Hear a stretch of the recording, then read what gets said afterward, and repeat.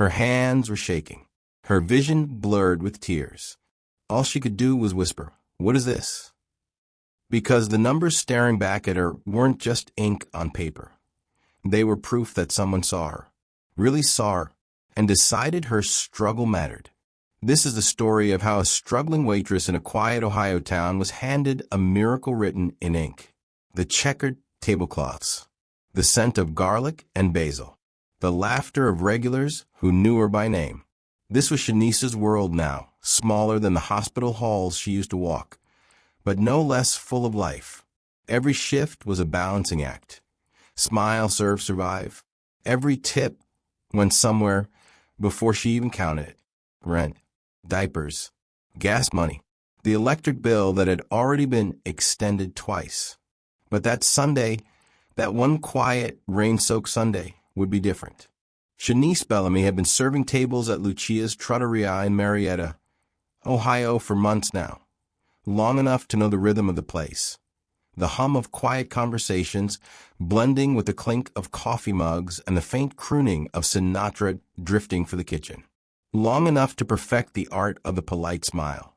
The one that said, "I'm here for you," even when her mind was calculating rent, daycare costs, and whether her car would make it through another week. She was a single mother to Zora, a bright-eyed 3-year-old who was her entire world.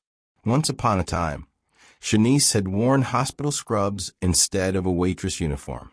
She'd worked as a patient care technician on the labor and delivery floor, close enough to her nursing dream to taste it. But when Zora was born, the impossible math of childcare and mounting bills forced her hand. She traded stethoscopes for serving trays and textbooks for tip jars. Still, she carried herself with a quiet grace, the kind that made regulars ask for her section, the kind that made strangers linger just to talk. Her boss, Vincent Palmieri, often said she had something special. "People feel it when Shanice serves them," he'd tell anyone who asked. "She makes you feel seen." That Sunday in April, the rain tapped gently against the windows of Lucia's as the lunch crowd thinned out. Shanice was wiping down table 6 when a middle-aged couple walked in. Warm smiles, kind eyes, the sort of people who seemed genuinely interested in more than just the menu. They ordered the lasagna. She poured their water. And somewhere between refills and checking on their meal, they started asking questions. Not the usual small talk. Real questions. "Do you have kids? What do you do outside of here? What's your dream?" Shanice hesitated at first. She wasn't used to opening up, but something about them felt safe. So she told them about Zora, about her broken-down car that sputtered every morning, about her phone that only worked when she could find Wi-Fi, about the nursing program she'd had to put on hold, but still dreamed about late at night when Zora was asleep and the apartment was quiet. They listened, not with pity, but with genuine care. And when their meal was finished, the man signed the receipt and slid it across the table, face down. "You have a beautiful spirit, young lady," he said softly. Shanice smiled, tucked the receipt into her apron, and walked away, her mind already moving to the next table, the next task.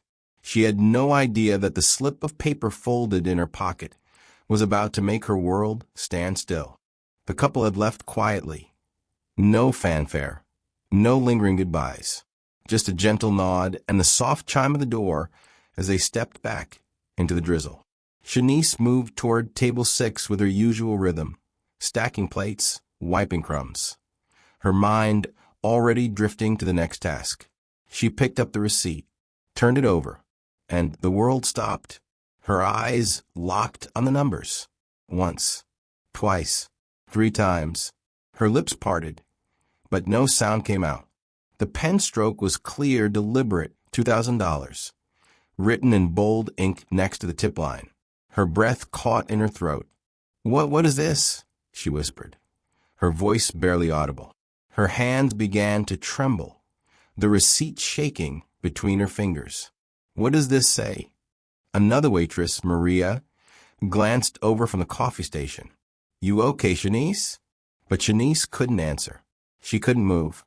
The numbers blurred as tears welled up, hot and sudden. spilling over before she could stop them. Maria rushed over. "Shanice, what's wrong?" She looked down at the receipt. Her jaw dropped. "Oh my God, that says $2,000. The voice came from behind her. Shanice spun around. The couple had stepped back inside, standing just inside the doorway. The man's face was calm, his eyes kind. He smiled gently. "For you." Shanice's knees gave out. She collapsed into the booth.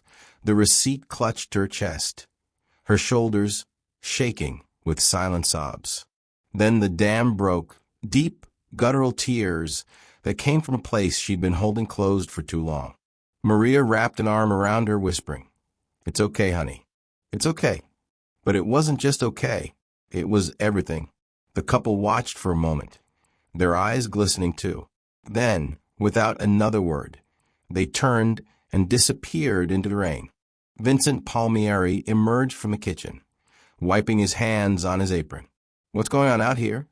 Maria pointed silently at the receipt, still trembling in Shanice's hands. Vincent leaned in, read the number, and let out a slow breath. He crouched down beside the booth, his voice low and steady. "Shanice." She looked up at him, tears streaming down her face, mascara smudged, gasping for air between sobs. Vincent smiled, not with pity, but with pride. "You deserve this. Every bit of it." She shook her head, still unable to speak, unable to process. "You do," he insisted.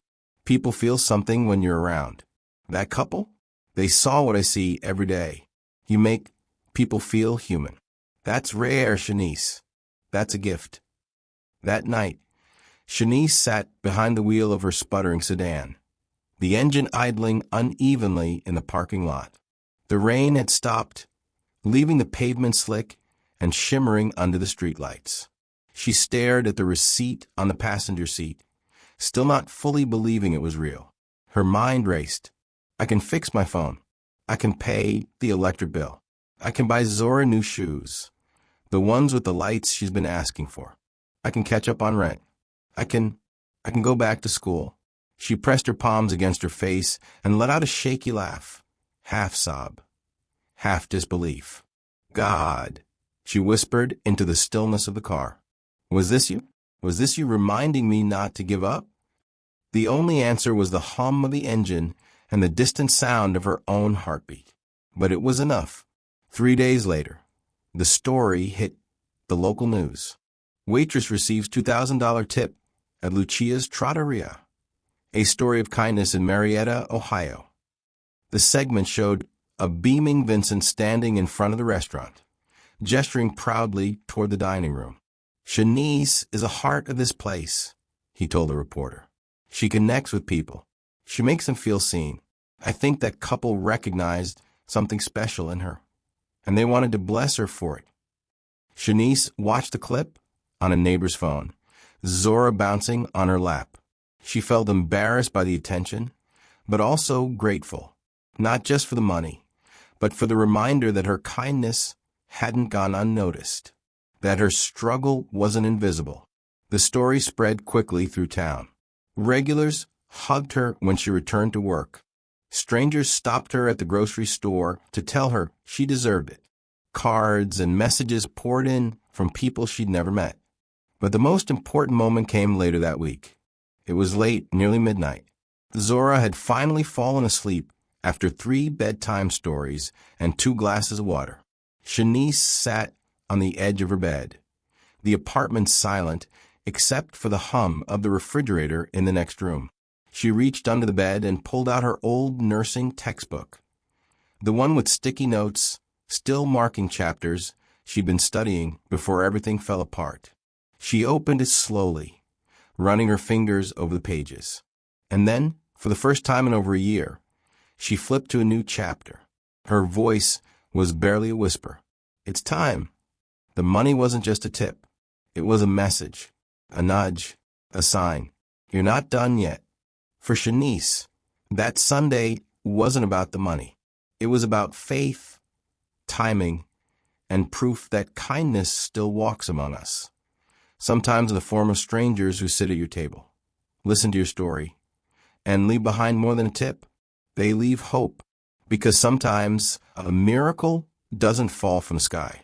It's handed to you face down on a receipt, waiting for you to flip it over and believe again. Thank you for watching. If this story touched your heart, imagine how many more are waiting to be told. Subscribe and join us for more real stories that remind us that kindness still exists.